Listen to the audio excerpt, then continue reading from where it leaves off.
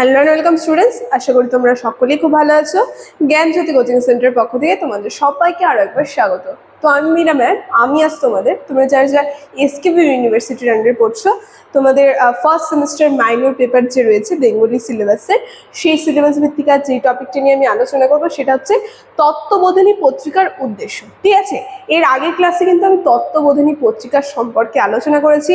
আগের ক্লাসটি যদি না দেখে থাকো অবশ্যই একবার দেখে নেবে, কারণ তোমাদের এই সিলেবাস ভিত্তিক প্রত্যেকটা ক্লাস কিন্তু আমি পার্টে পার্টে আলোচনা করে দিচ্ছি। ঠিক আছে, একবার অবশ্যই আগে দেখে নেবে।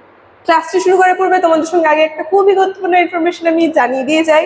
তোমরা যারা যারা ভাবছো আমাদের সঙ্গে এই সেমিস্টারে অনলাইন ক্লাসে যোগাযোগ করবে বা আমাদের সঙ্গে যুক্ত হবে, তাদেরকে বলে দিই আমাদের সঙ্গে যোগাযোগ করতে গেলে তোমাদের কি করতে হবে। এখানে দুটি নাম্বার দেখতে পাচ্ছ, এই নাম্বার দুটি হচ্ছে আমাদের Gyanjyoti coaching centre official helpline number.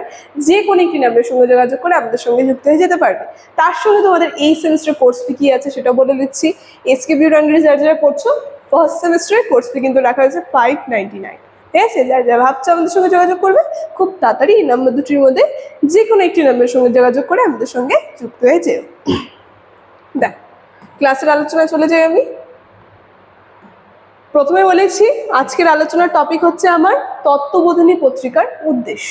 দেখো কি বলছি, বাংলা নবজাগরণের ইতিহাসে তত্ত্ববোধিনী পত্রিকার বিশেষ গুরুত্ব বহন করে এবং 1843 খ্রিস্টাব্দে দেবেন্দ্রনাথ ঠাকুরের উদ্যোগে এর প্রকাশনা শুরু হয় এবং অক্ষয় কুমার দত্ত এর প্রথম সম্পাদক নিযুক্ত হন। তো আমরা দেখব বাংলা নবজাগরণের ইতিহাসে একটা গুরুত্বপূর্ণ ভূমিকা কিন্তু পালন করে এই তত্ত্ববোধিনী পত্রিকা। এটা কিন্তু তার প্রধান উদ্দেশ্য ছিল। ঠিক আছে, দেখো তার সঙ্গে এই তত্ত্ববোধিনী পত্রিকার সম্পাদনা কে করেছেন সেটা হচ্ছে অক্ষয় কুমার দত্ত, এবং মূলত ব্রাহ্ম সমাজের মুখপত্র হিসেবেই এই সাময়িক পত্রিকার জন্ম। তবে এর উদ্দেশ্য কেবল ধর্মীয় প্রচার সীমার মধ্যে আবদ্ধ ছিল না, বরং সমগ্র জাতিকে একটা নতুন দিগদর্শন দেওয়াই কিন্তু এর মূল লক্ষ্য ছিল। তো আমরা বলবো শুধুমাত্র একটা ধর্মের বিষয় নিয়ে প্রেরণ করবে বা একটা ধর্ম সম্পর্কে জ্ঞান দিবে তা নয়। এই তত্ত্ববোধিনী পত্রিকার আরেকটা উদ্দেশ্য কি ছিল, সেটা হচ্ছে সমগ্র জাতিকে একটা নতুন দিগদর্শন, মানে একটা নতুন দিকে প্রেরণ করা কিন্তু এর মূলত প্রধান উদ্দেশ্য ছিল।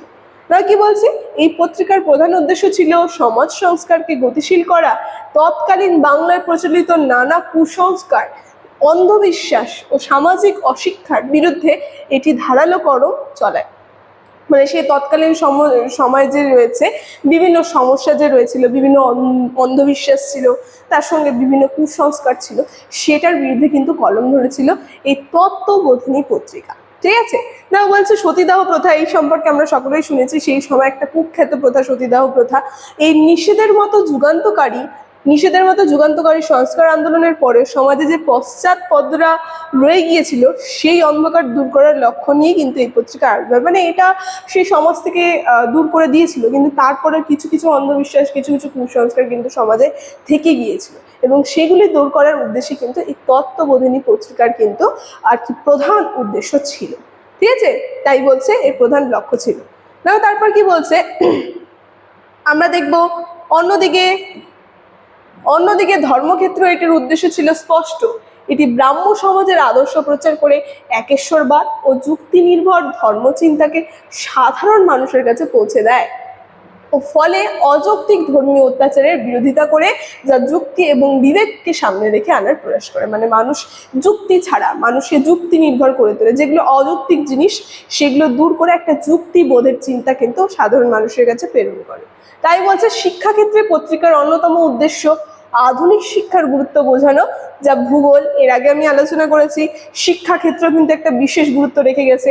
ভূগোল, তারপরে ইতিহাস, তার সঙ্গে বিজ্ঞান, তার সঙ্গে ইত্যাদি বিভিন্ন প্রবন্ধ প্রকাশের মাধ্যমে মানুষকে আধুনিক জ্ঞানের সঙ্গে পরিচিত করাই কিন্তু এই তত্ত্ববোধিনী পত্রিকা, এটাই তার মূল উদ্দেশ্য ছিল। এইভাবে পাঠকের মনে বিজ্ঞান মনস্কতা আর যুক্তিবোধ মনোভাবের বিকাশ ঘটানো ছিল লক্ষ্য। মানে যারা পাঠকরা তারা যাতে এই তত্ত্ববোধিনী পত্রিকা পাঠ করে তাদের মনে যাতে একটা যুক্তিবোধ, তার সঙ্গে বিজ্ঞান মনস্কতা এগুলো যাতে জন্মে, মানে যুক্তি ছাড়া কোনো কথা বা যুক্তি ছাড়া যে কুসংস্কার এগুলো যাতে দূর করতে পারে তারা, সেই আর কি সেই যুক্তিবাদী মনোভাবই কিন্তু বিকাশ ঘটায় এই পত্রিকা। দেখো বলছে সব শেষে তাহলে আমরা বলতে পারি কি, তত্ত্ববোধিনী পত্রিকার উদ্দেশ্য ছিল বাংলা সমাজকে যুক্তি, শিক্ষা, আধুনিকতার ও ধর্মীয় যে সংস্কার তার আলোয় আলোকিত করা। তাই একে 19 শতকের নবজাগরণ অন্যতম প্রধান পথপ্রদর্শক বলা কিন্তু হয়। মানে 19 শতকের নবজাগরণের ক্ষেত্রে প্রধান একটা পথদর্শক কিন্তু এই তত্ত্ববোধিনী পত্রিকা কি কিন্তু বলা হয়ে থাকে। ঠিক আছে, তো এই জায়গাটা কিন্তু আমরা ভালো করে দেখবো। তো এই তত্ত্ববোধিনী পত্রিকার উদ্দেশ্য সম্পর্কে আলোচনা আজকের ক্লাসে এতটুকুন ছিল। ইনফরমেশন আমি ক্লাসের শুরুতে আলোচনা করে দিয়েছি। আজকের আলোচনা আমি তাহলে এখানেই রাখছি। ভিডিওটি শুরু থেকে শেষ অবধি দেখার জন্য থ্যাংক ইউ।